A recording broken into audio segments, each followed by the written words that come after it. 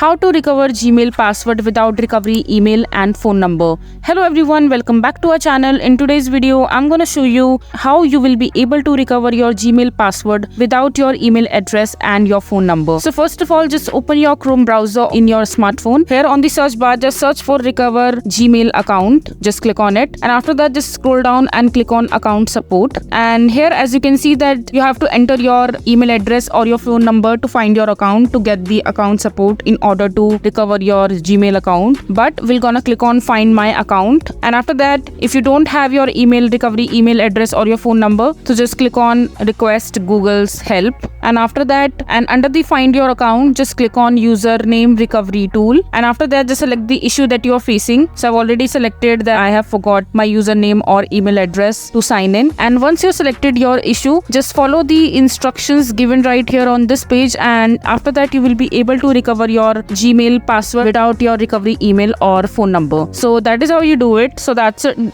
is it for this video. If you find this video to be helpful, make sure to hit that like button and don't forget to subscribe to our channel for more such informative videos, and I'll see you the next time.